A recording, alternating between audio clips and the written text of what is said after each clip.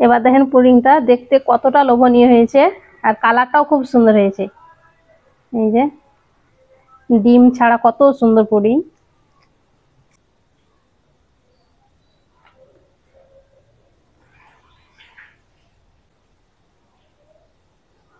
মেহেক কিচেনে আপনাদের সবাইকে স্বাগত। পুডিং তো আপনারা অনেক রকম খেয়েছেন, আজকে আপনাদের আমি কোনো রকম ডিম ছাড়া শুধুমাত্র সুজি দিয়ে দারুণ মজার পুডিং বানিয়ে দেখাবো। আর এই পুডিংটা দেখতে যতটা সুন্দর, খেতে আরো বেশি সুস্বাদু, আর বানানো তো খুবই সহজ। আসুন তাহলে দেখে নেন আমি কিভাবে সুজি দিয়ে পুডিংটা বানাচ্ছি। সুজির পুডিং বানানোর জন্য প্রথমে ক্যারামেলটা রেডি করে নেব। কড়াই আমি দিয়ে দিচ্ছি 2 চামচ চিনি। এবার 1 চামচ দিয়ে দিচ্ছি পানি।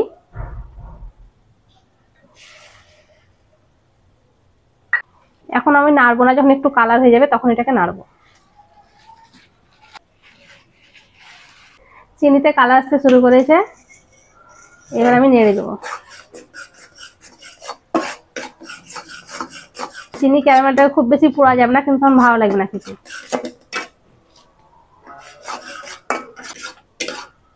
এই যে দেখেন কালার হয়ে গেছে, এইরকম করে করে নিতে হবে। ক্যারামেলটা হয়ে গেছে, এবার আমি নামিয়ে নিচ্ছি। আর এই বাটিটাতে আমি জমাবো, তার জন্য এই বাটিতে দিয়ে দিচ্ছি।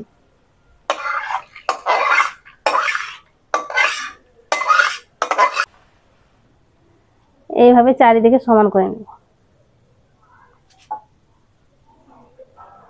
ক্যারামেলটাকে আমি চারিদিকে সমান করে নিয়েছি। এখানে আমি 3 চামচ কাস্টার্ড পাউডার নিয়েছি, এটা একটা বাটিতে নিয়ে নেব। 3 টেবিল চামচ এটা। এখানে আমি গরুর দুধ নিয়েছি, আর দুধটা এখন নরমাল আছে, দুধটা দিয়ে ঘুলে নেব।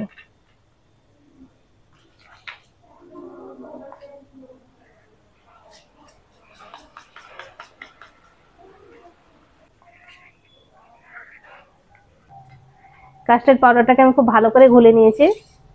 এই যে দেখেন এইভাবে ঘুলে নিতে হবে।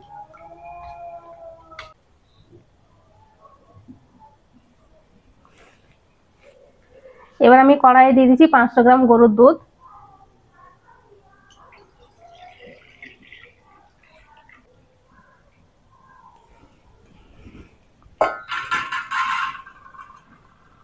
দুধে দিয়ে দিচ্ছি হাফ বাটি চিনি, তবে মিষ্টিটা আপনারা কম বেশি করে নিতে পারেন।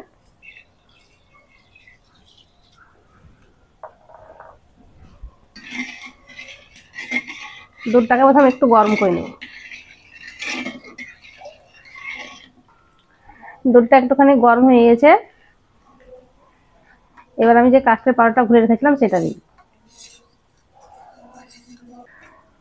অল্প অল্প দিব, আবার এভাবে নাড়তে থাকবো।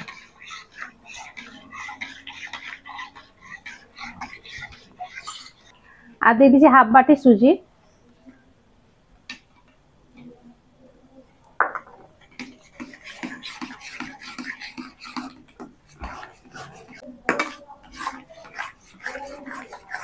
এইভাবে অনবরত নেড়ে ফুটিয়ে নিতে হবে একদম।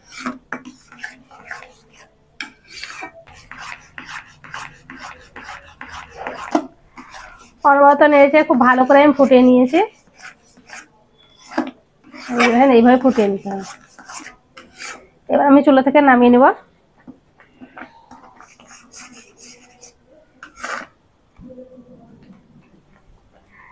নামিয়ে বাটিতে ঢেলে নিচ্ছি।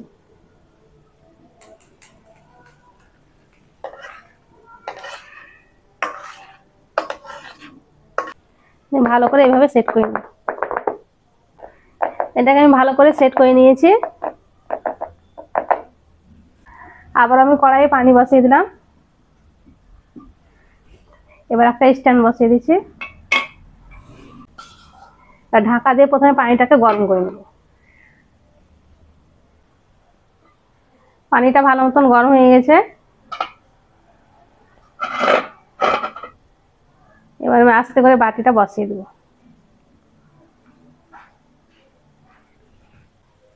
এবার ঢাকা দিয়ে 30 থেকে 35 মিনিট মতন জাল করে নেব।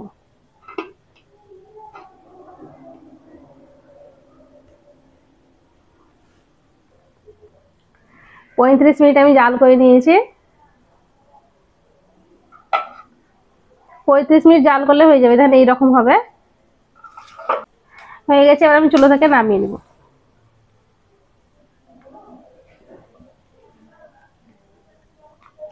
যেটাকে পুরোপুরি একদম ঠান্ডা করে নেবো, তারপরে দেখাবো আপনাদের। পুডিংটাকে আমি খুব ভালো করে ঠান্ডা করে নিয়েছি, আর দেখেন কত সুন্দরভাবে বসে গেছে। এবার আমি সাইডগুলোকে ছাড়িয়ে নিচ্ছি।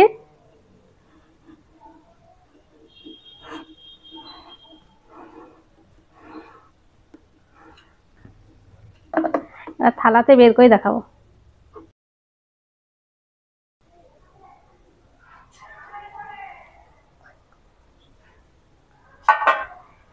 পুডিংটা দেখেন কত সুন্দর হয়েছে। পুডিংটা আমি বের করে নিয়েছি, এবার কেটে দেখাচ্ছি।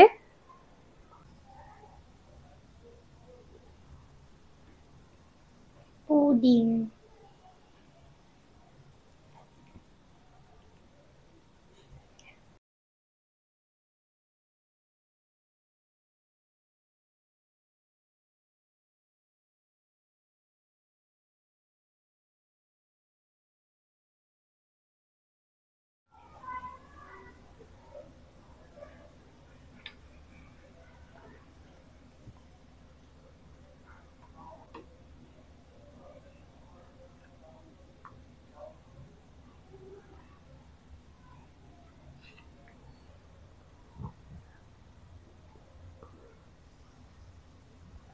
এবার দেখেন পুডিংটা দেখতে কতটা লোভনীয় হয়েছে, আর কালারটাও খুব সুন্দর হয়েছে।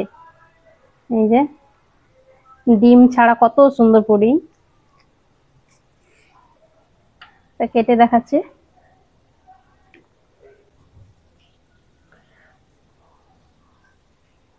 এই যে দেখেন কত সুন্দর, একদম স্মুথ হয়েছে, কত সুন্দর।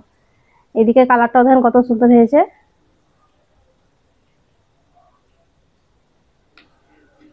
একটু ভেঙেও যাচ্ছে না, কত সুন্দর হয়েছে।